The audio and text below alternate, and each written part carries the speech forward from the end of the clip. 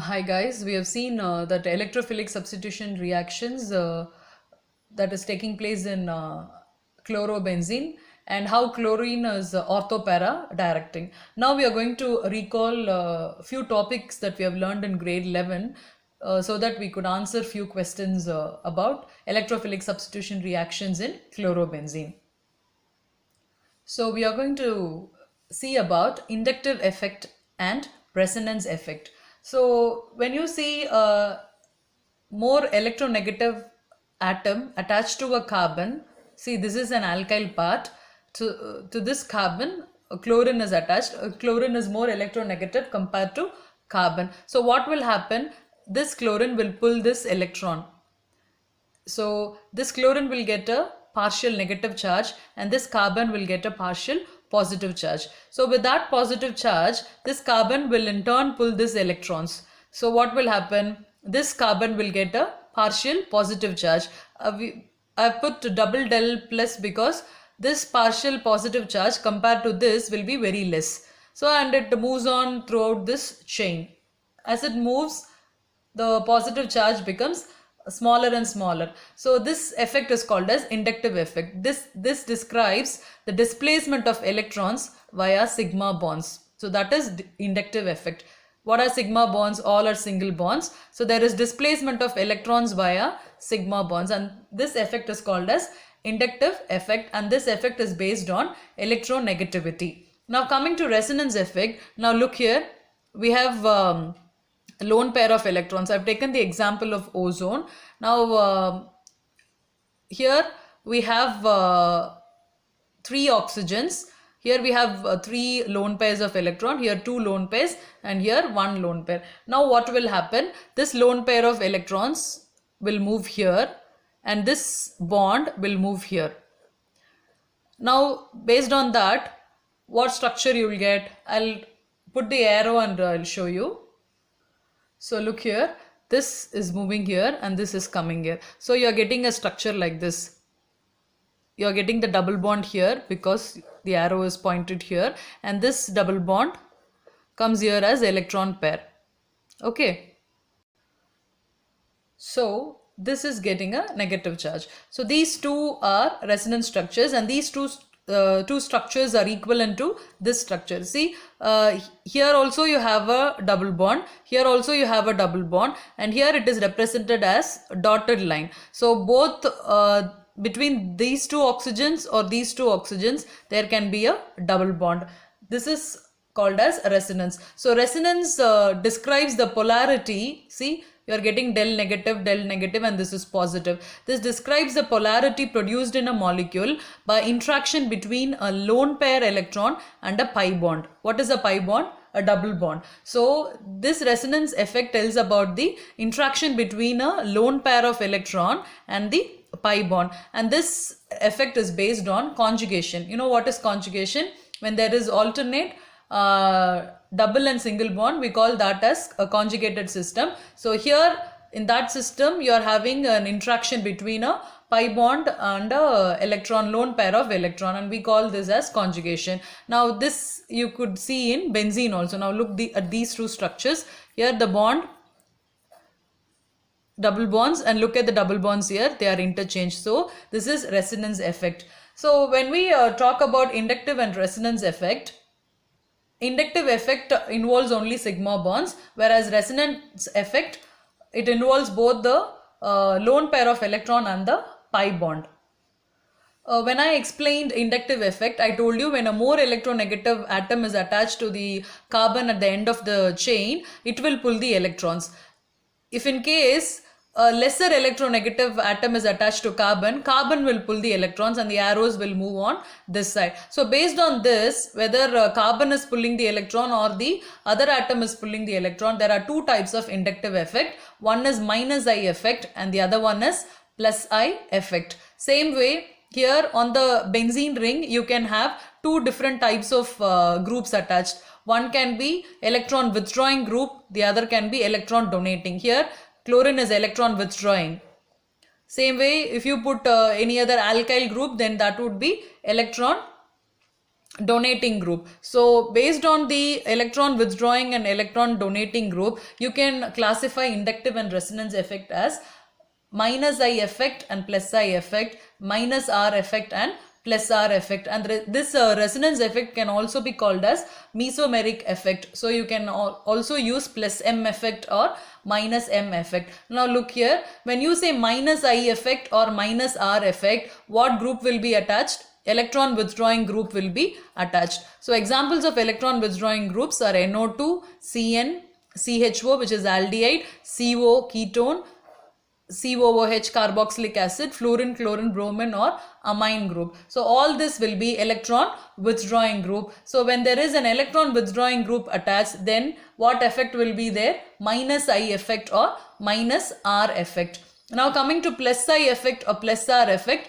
there will be what? Electron donating group. So examples of electron donating group, a methyl group, ethyl group, secondary carbon group or a tertiary alkyl group. So all this are electron donating groups. And you have to remember one thing here, when there is an electron withdrawing group in a benzene ring, they will deactivate the ring, which means they will withdraw the electron from the ring and they will deactivate the ring, which means they will destabilize the benzene ring.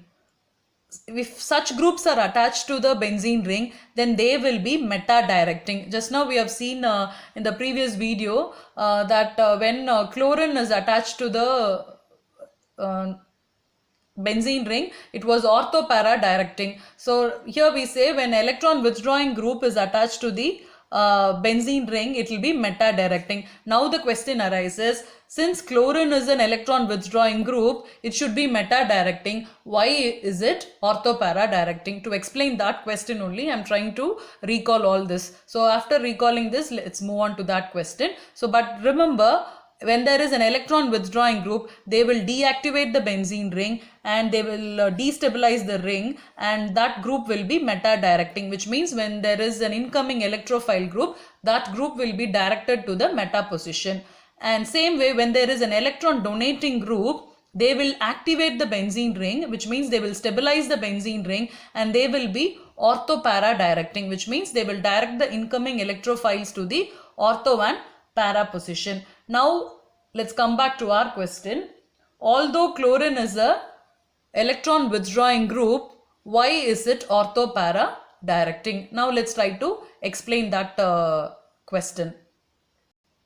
As I told you, since chlorine is an electron withdrawing group, there will be minus I effect, which means electron is withdrawn by chlorine through inductive effect. So chlorine withdraws electron from the ring through inductive effect because chlorine is an electron withdrawing group. So what operates here? Minus I effect.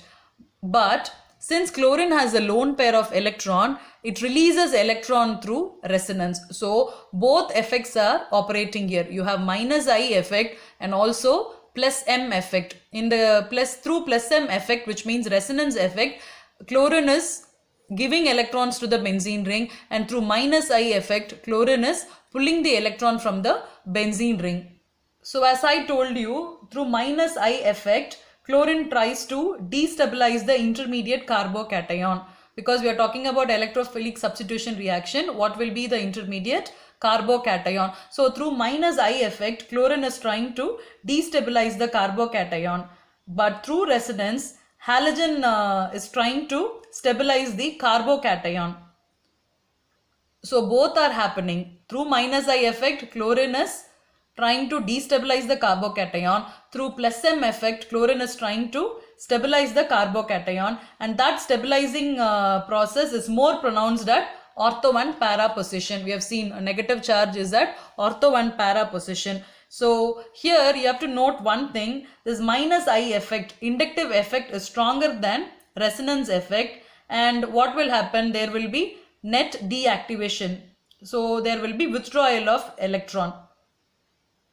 But at the same time, the resonance effect tends to oppose this inductive effect at the ortho and para position. So this makes the destabilization less for ortho and para positions. So the electrophile can attack the ortho and para position.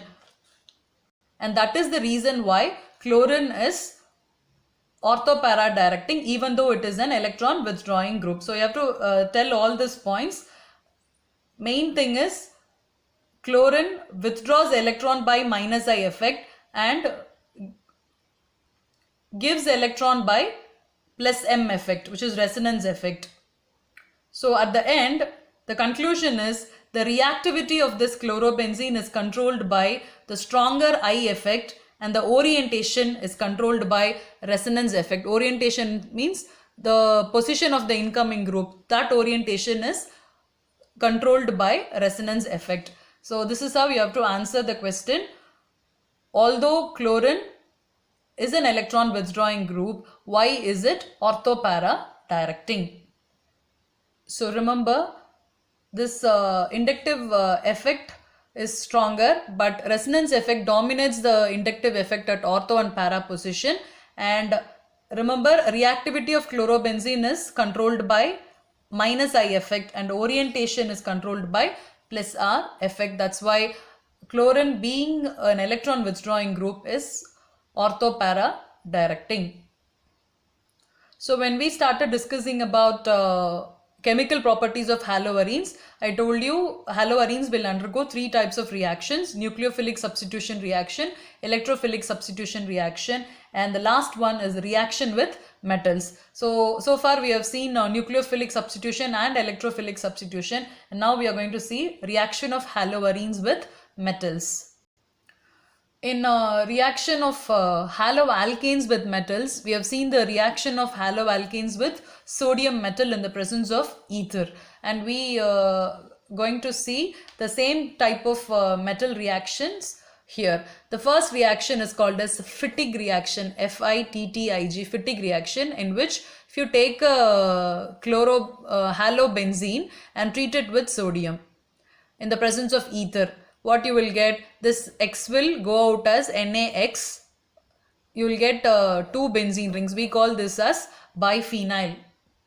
Remember haloalkanes, instead of this haloarene, if you take a haloalkane here and treat it with Na in the presence of ether, we call that reaction as Woods reaction. So instead of haloalkane, if you take a haloarene, then that reaction is called as Fittig reaction. Suppose if you are taking one haloalkane and one haloarene like this, this is haloarene, this is haloalkane Rx, and treating it with sodium, you are getting a product like this, alkyl benzene. Then you are combining both Woods reaction and Fittig reaction. So we call this reaction as Woods-Fittig reaction. I have written an example. You are taking a bromobenzene plus 2 Na. So for a haloalkane, I am taking methyl bromide. What I will get, this Br, Na, and this Br will go out as 2 NaBr, and this benzene ring and this CH3. This is called as toluene. So this reaction where you combine both Woods reaction and Fittig reaction is called as Woods-Fittig reaction. Don't forget to write ether here. This reaction takes place in the presence of ether. So we have completed the chemistry of haloarenes.